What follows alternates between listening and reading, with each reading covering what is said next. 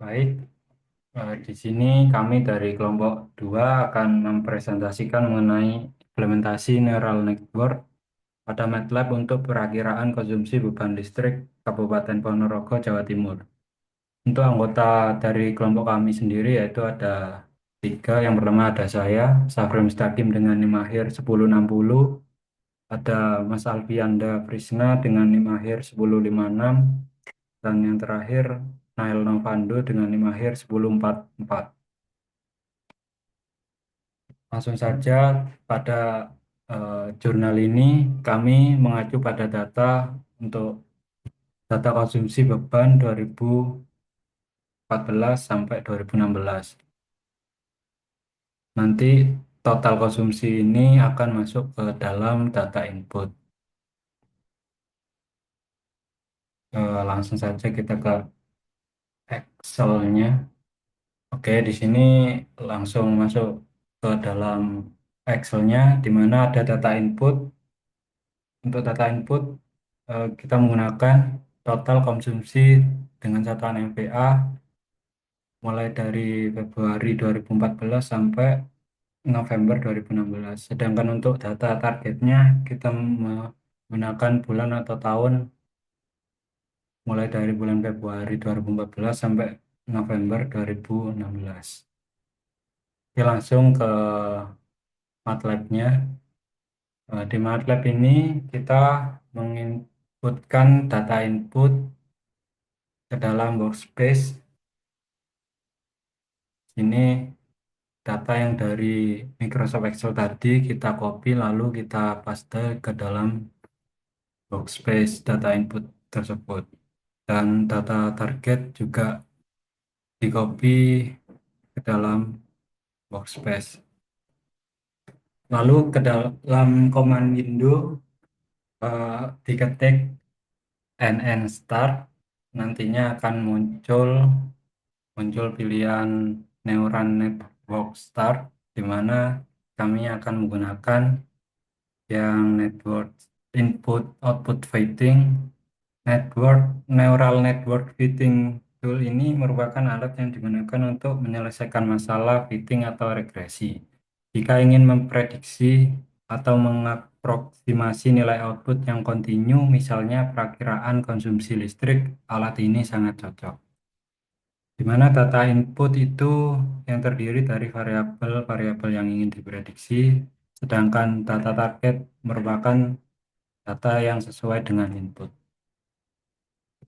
Baik, setelah masuk ke dalam neural network fitting tool tadi, kita akan mengimport data yang ada di workspace tadi itu import data, nantinya akan otomatis masuk ke dalam training ini. Yang data input tadi masuk ke dalam predict store, dan untuk target masuk ke dalam respon.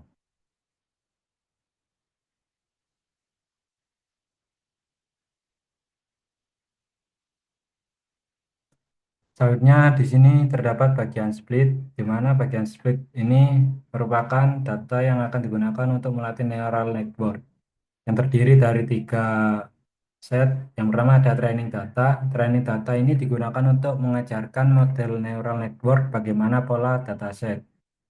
Umumnya presentasi yang digunakan untuk data pelatihan biasanya antara 70-80% dari total dataset. Yang kedua ada validation data.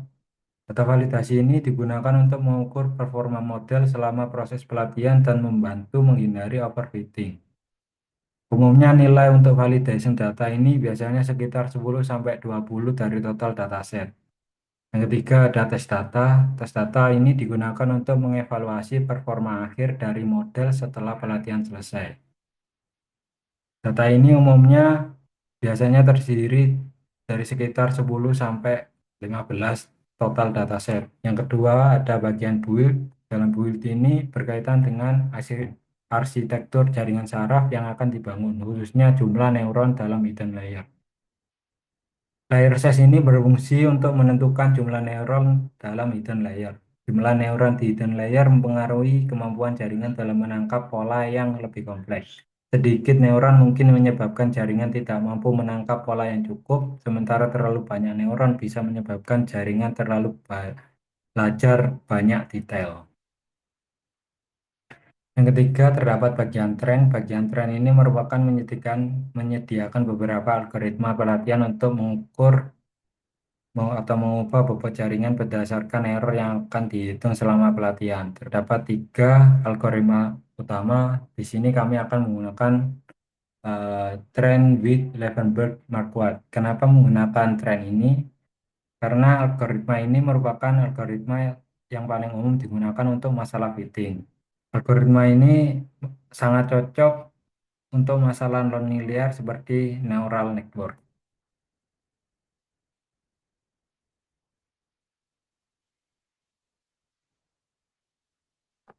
Selanjutnya ada bagian plot. Dalam bagian plot ini menyediakan visualisasi dari hasil pelatihan jaringan sehingga memudahkan dalam memantau dan mengevaluasi performa jaringan. Yang terdiri dari training state, performance, error histogram, regression, dan fit. Untuk dari bagian-bagian plot ini akan dijelaskan oleh rekan saya, Alfian dan Nael. Terima kasih. Baiklah, selanjutnya kita akan menjelaskan tentang training state plot, di mana ini berisi informasi dan penting selama proses pelatihan jaringan NN, yang grafik ini menunjukkan beberapa parameter kunci yang digunakan untuk mengontrol proses pelatihan, di mana ada gradien, ada MU, dan juga validation fail, di mana gradien ini berfungsi untuk menggambarkan kecepatan perubahan dari fungsi loss atau error sehubungan dengan bobot dan bias dalam NN. Selanjutnya itu MU yang merupakan parameter damping dalam algoritma Levenberg-Marguerite. Ini digunakan untuk menyeimbangkan antara gradien descent dan Gauss-Newton. Saat pelatihan berlangsung, MU akan berubah untuk menemukan kombinasi yang optimal antara kecepatan dan stabilitas. Dan yang ketiga yaitu validation fail, yang berfungsi untuk menunjukkan jumlah kegagalan validasi berturut-turut. Kegagalan validasi terjadi ketika kinerja pada validation set memburuk dibandingkan iterasi sebelumnya. Selanjutnya yaitu performance plot. Nah, di sini sudah tampak performance plotnya, yaitu menampilkan grafik MSI atau mean square error terhadap epoch. Grafik ini digunakan untuk memantau seberapa baik model belajar dan seberapa baik model generasi ke data yang baru.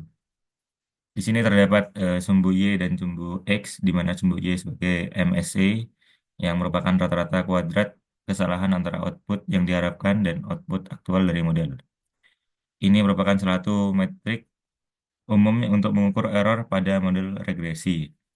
Dan selanjutnya itu sumbu X atau epoch yang merupakan satu iterasi penuh pada seluruh data pelatihan. Setiap kali model menyelesaikan satu pas melalui seluruh data pelatihan, itu dihitung sebagai satu epoch. Seiring bertambahnya epoch, MSE pada data pelatihan dan validasi diharapkan menurun. Namun jika MSE pada validation set mulai meningkat, sementara MSE pada training set terus menurun, ini menunjukkan bahwa model mungkin mulai overfitting. Selanjutnya yaitu error histogram plot, di mana ini memberikan gambaran tentang distribusi kesalahan pada data pelatihan, validasi, dan pengujian. Seperti yang tadi, yaitu terdapat sumbu X dan sumbu Y, yang dimana sumbu Y ini sebagai instance yang menunjukkan jumlah atau contoh data yang memiliki tingkat kesalahan tertentu. Histogram yang sempit dengan sebagian besar instance dekat ke nilai error 0 menunjukkan bahwa model memberikan prediksi yang sangat akurat. Dan sumbu X atau error ini menunjukkan nilai kesalahan atau perbedaan antara output yang diharapkan dan output aktual. Error kecil ini sekitar nilai 0 menunjukkan bahwa model mampu memberikan prediksi yang akurat, namun distribusi error yang lebar atau outliers jauh lebih dari 0, menunjukkan bahwa model mungkin memiliki kesalahan yang signifikan untuk beberapa contoh. Selanjutnya akan dijelaskan oleh teman saya, Mas Nael Novando. Baik, terima kasih buat rekan saya, buat Mas Afril dan Mas Alfian. Di sini saya akan menjelaskan mengenai regression plot. Regression plot itu digunakan untuk memeriksa hubungan antara target sebenarnya dan prediksi model neural network. Ini digunakan untuk melihat bagaimana kinerja model pada setiap bagian dari data. Di sini juga ada mengenai sumbu Y atau output predictive value. Dari sumbu Y ini menunjukkan nilai output yang diprediksi oleh model neural network. Prediksi yang baik akan mendekati garis regresi diagonal sempurna, di mana nilai output sama dengan nilai target. Selanjutnya ada sumbu X atau target. Uh, Sumbu X ini menunjukkan nilai target atau nilai sebenarnya dari dataset. Jika titik-titik data tersebar di sekitar garis Y sama dengan X, maka model memberikan prediksi yang akurat. Namun, jika titik-titik menyebar jauh dari garis, itu menunjukkan prediksi yang tidak akurat. Koefisien determinasi R pangkat 2 biasanya juga ditampilkan untuk menilai kesesuaian model R kuadrat sama dengan 1, yang menunjukkan kesesuaian sempurna. Selanjutnya di sini ada kategori training, validation, test, dan yang lain-lain. Jadi setiap kategori mewakili bagian dataset yang digunakan. Penting penting untuk memastikan bahwa semua kategori memiliki performa yang baik. Jika salah satu kategori, misalnya tes, memiliki regresi yang buruk dibandingkan yang lain, ini bisa menunjukkan masalah dalam generalisasi model. Selanjutnya yaitu ada fit plot. Fit plot sendiri digunakan untuk menggambarkan bagaimana model dari neural network mengaplikasikan fungsi fitting pada output elemen dibandingkan dengan nilai sebenarnya atau target. Di sini juga ada sumbu Y yang sebagai output, yang mana sumbu Y ini menunjukkan output dari neural network, yaitu hasil prediksi model. Semakin dekat output terhadap target, maka semakin baik model dalam memprediksi. Pada fit plot, jika garis prediksi mengikuti pola data target, ini menunjukkan bahwa model bekerja dengan baik dalam fighting. Selanjutnya ada sumbu X, time atau indeks. Time atau indeks mewakili data pada titik waktu atau urutan. Feedplot ini penting untuk memeriksa apakah model mampu mengikuti pola temporal jika ada pada data, terutama untuk tugas seperti time series forecasting. Baik, di sini saya sudah menjelaskan mengenai regression plot dan feedplot. Terima kasih. Baik, mungkin ini saja yang bisa kami sampaikan dari kelompok 2 tentang implementasi neural network pada MATLAB untuk perakiraan konsumsi beban listrik Kabupaten Ponorogo, Jawa Timur. Kurang lebihnya mohon maaf. Wassalamualaikum warahmatullahi wabarakatuh.